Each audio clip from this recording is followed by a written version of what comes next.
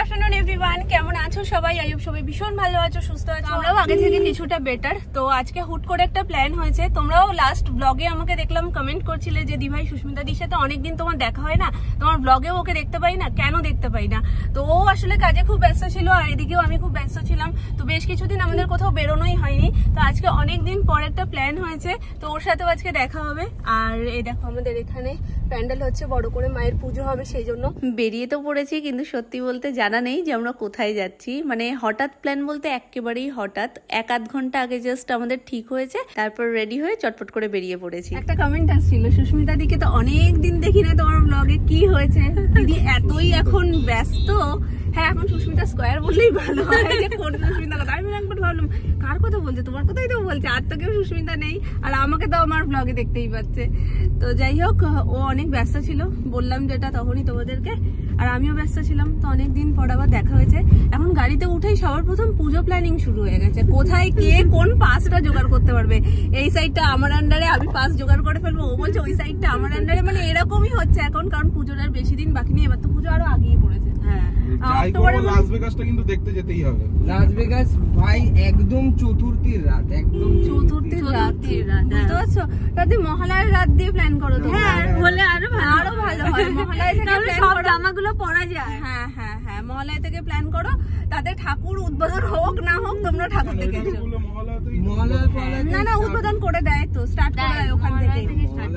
ভাবো, কলকাতার পুজো আগে আমরা মানে আমাদের বাড়ির ওখানকার কথা বলছি, যে পঞ্চমীতেও আগে মনে করতাম, এখন সিচুয়েশন পুরো চেঞ্জ। আগে অনেক ছোটবেলায় পঞ্চমীতে ঠাকুর দেখতে বলে এখন দিয়ে ঠাকুর দেখতে বেরোচ্ছিস, এরকম একটা ব্যাপার। মানে আগে সপ্তমী থেকে ঠাকুর দেখতে বেরোচ্ছিস, পঞ্চমীতে লাস্ট স্কুলে যেতে হতো, পঞ্চমী সেজে গুজে সবাই যেতাম আমরা পঞ্চমী। ওই জন্যই ব্যাপারটা ওরকম ছিল। আমরা তার পুজোর জামা প্যান্ট পরতাম, আগের বছরের জামা প্যান্ট তখন ছিল ষষ্ঠী থেকে ঠাকুর দেখো, না এলে সপ্তমী থেকে ঠাকুর দেখো। আর এখন মানুষ মহালয়া থেকে ঠাকুর দেখতে পারলে খুব ভালো হয়। সেটা এখানে বলে শুধু না, যে কলকাতায় শুধু, সব জায়গাতে এখন সব জায়গাতে মানুষ রাত জেগে মহালয়া থেকেই শুরু করে দেয়। তা আমার এবার খুব ইচ্ছা, আগের বার পুচকু ছোট ছিল বলে আমার মহালয়াতে বেরোনো হয়নি, কিন্তু এবার আমার ভীষণ ইচ্ছে। ঠাকুরগুলো দেখা হয়নি, ওরা তো গিয়ে পুকপাক করে গিয়ে দেখে। আমি তো শ্রীভূমি দেখিনি। রাম মন্দিরে তোকে কতবার বলেছিলাম, আমারই তো সমস্যা ছিল, বলছি সমস্যা ছিল বলে তো আমি। তুই বলেছিস, আমি কি ওকে এসে বলিনি? কিন্তু পুচকুকে রেখে অসম্ভব ছিল, কিন্তু এবছর পুচকুকে নিয়ে যেতে পারবো। হ্যাঁ, এবার নিয়ে যেতে পারবো, ও রাত জাগতে পারে, সবাই একসাথে মজা করতে করতে। হ্যাঁ হ্যাঁ, আমি হাত ধরে ধরে নিয়ে। আগের বছর রাম মন্দির করলো, তার আগের বছর করেছিল হচ্ছে গিয়ে ওই 75তম স্বাধীনতা দিবসের লালকেল্লা। ঠিক আছে, দুটোই আমরা 2 বছরই আমরা দেখিনি দায়িত্ব নিয়ে, 2 বছরই দেখিনি। 2 বছরই বৃষ্টিতে ভিজে ভিজে রেনকোট পরে রেগুলার। তাহলে পুজোর জামা না কিনে রেনকোট কিনো কথা, তাতে রেনকোট কিনলেই ভালো, পুজোর ঠাকুরগুলো দেখা যাবে। না, ওই ট্রান্সপারেন্ট রেনকোট গুলো পরবো, তাতে জামাও দেখা যাবে আর সেটাও ভিজবে না।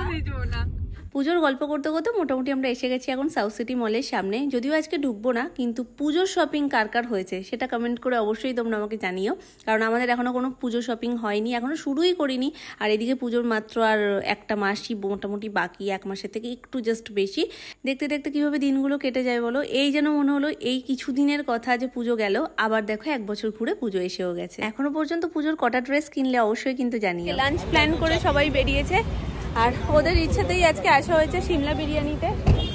তো এখানে না আগে কখনো আসিনি, আরসালানটাতে তো গেছি, ওদের ওই জন্যই ইচ্ছা ছিল মেন সিমলা বিরিয়ানিটাই আজকে খাবে। মোটামুটি দূরত্বের মধ্যে, তোমার ছিল না, ওর ডিবাপি যে ইচ্ছা ছিল, মানে ওর যখনই ইচ্ছা থাকে মানে সে দূরে দূরে। হ্যাঁ, মানে হাই ফাই কি, মানে ওর কাছাকাছির মধ্যে পোষায় না, ও দূরে দূরে গেলে পোষায়।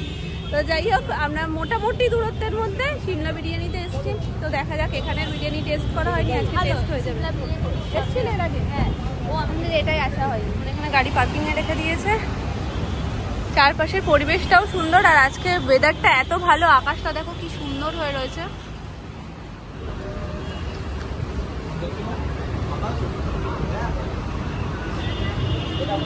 চলো চলো। Good afternoon ma'am sir. Good afternoon sir. এর ব্যাকগ্রাউন্ডটা বলছো পার্টনারে? না, তুমি বলো। এদিকে চলে আসুন, আপনাদের কাছে ছোট কেবিন আছে, ওটা দিচ্ছি। কেবিনে দেবেন? হ্যালো হাই, একদম সিধা যেটা চলে আসে ওইটাই। হ্যাঁ,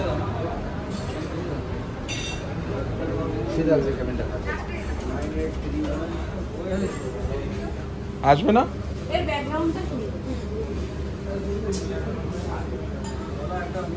কতক্ষণে আগে কাজ করবি সেই ধান্দা থাকে।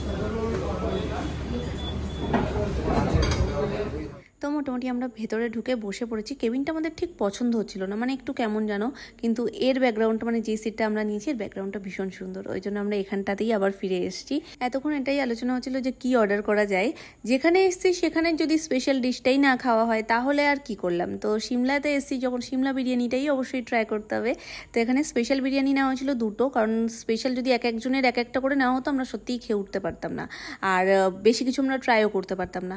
তো ওই জন্য দুটো স্পেশাল বিরিয়ানি নিয়ে শেয়ার করা হয়েছিল, মানে সুমনার আমি একটা শেয়ার করেছিলাম, সাগর সুস্মিতা একটা শেয়ার করেছিল। আর এটা একটা চিকেনের আইটেম নিয়েছিল যেটার নাম আমি জানি না, কারণ অর্ডারটা ওরাই করছিল। তখন আমরা দুজনে এতটাই গল্পে মত্ত ছিলাম যে আমরা বুঝতেই পারিনি যে ওরা কখন অর্ডার করলো আর কখন খাবারটা চলে এলো। তো এটা ট্রাই করার জন্য ওরা নিয়েছিল লাচ্ছা পরোটা, যেটা ওরা দুজন শেয়ার করেছিল, আর আমরা নিয়েছিলাম বাটার নান, কারণ বাটার চিজ এই দুটো বলতে আমি অজ্ঞান। বাটারে আমি চুপে থাকতে পারলে আমার ভালো হয়, ওই জন্য বাটারের মতো। ওরে বাবা,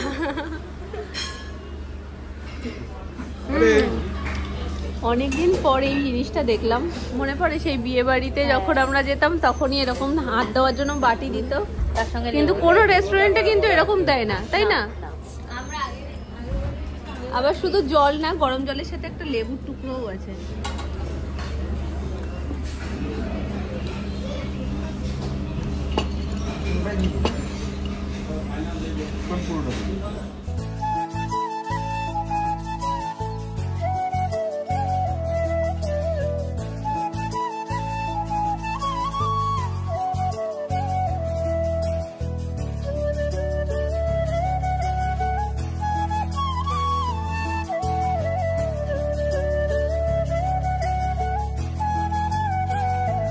সত্যি বলতে আজকের ওয়েদার নিয়ে জাস্ট কিছু বলার নেই, এত সুন্দর পরিবেশটা ছিল, মনে হচ্ছে যেন জানলা থেকে শুধু বাইরের দিকে তাকিয়েই থাকি।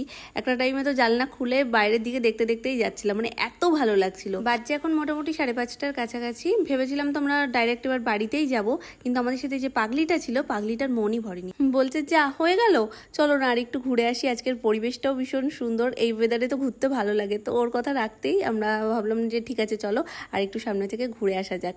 তো আমরা চলে এসেছি প্রিন্সেপ ঘাট। আর ট্রেন দেখলে একটা আলাদা রকমই আমার মনের ভিতরে কাজ করে, কারণ লোকাল ট্রেনে ছোটোবেলা থেকে চড়ছি, মানে যে কোনো দরকারে লোকাল ট্রেন, যে কোনো কিছুতে মামাবাড়ি আসা বলো বা অন্য কোথাও মামাবাড়ি থেকে বাড়ি যাওয়া, যদিও এই দুটো কারণ ছাড়া আমার খুব একটা ট্রেনে ওঠা হতো না, কিন্তু যাতায়াতের মেন মাধ্যম ছিল লোকাল ট্রেন।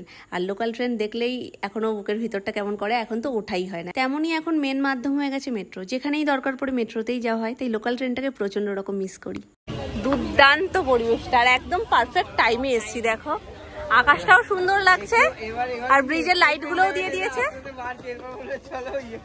না না এখানে যাব না, নৌকায় উঠবো না, আমার ডিঙি নৌকায় হেভি ভয় লাগে। হেভি লাগছে, হেভি লাগছে পরিবেশ। এনার কোনো ছবি একবারে হয় না, না ভালো লাগছে তো লম্বা করে দিবে, হোয়াইট অ্যাঙ্গেলে। হ্যাঁ নাম্বার করে দিলে মাথা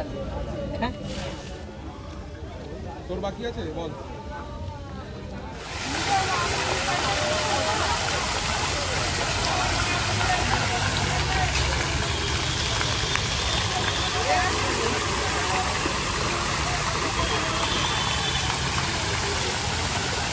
হঠাৎ প্ল্যান হয়েছিল ঠিকই, কিন্তু ব্যাপারটা কিন্তু বেশ জমে গেছে। আজকে খুব ভালোভাবে ঘুরেছি, খুব মজা করেছি সবাই একসাথে। তো এবার বাড়ি ফেরার পালা। তবে তার আগে পুচকুর জন্য বেশ কয়েকটা জিনিস নেব। তার মধ্যে একটা ছোট্ট জিনিস হলো ঢপের আইসক্রিম, যেটা আগেও তোমাদের সাথে আমি শেয়ার করেছি।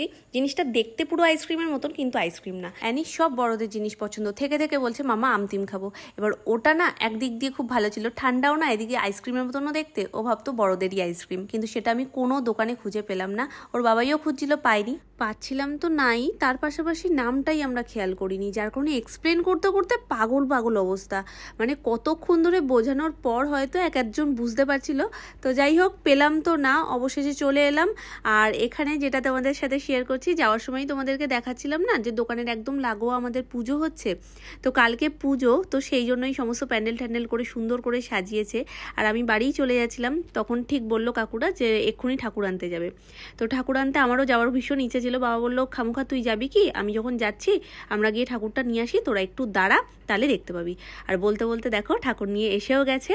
এই সুযোগটা সচরাচর হয় না, কারণ এরকম টাইমে ঘরেই থাকা হয়, আর এটা একদম মুখোমুখি পড়ে গেছে, মানে আমিও এসেছি আর বাবা বললো এক্ষুনি ঠাকুর আনতে যাওয়া হচ্ছে, তো ওই জন্য আমি একটু দাঁড়িয়ে গেলাম। তোমাদের সাথেও সবটা শেয়ার করা হয়ে গেল, আর সেই সৌভাগ্য হলো যে মা আসার সময়টা আমি দেখতে পেলাম।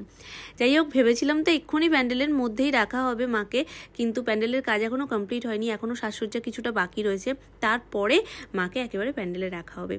তো রাতের মধ্যে হয়তো সবটা কমপ্লিট হয়ে যাবে, কিছু কিছু টুকটাক জিনিসপত্রই এখন যা বাকি রয়েছে। তবে মায়ের মুখটা এত সুন্দর হয়েছে, দেখলে মনে হয় শুধু তাকিয়েই থাকি, তাই না বলো?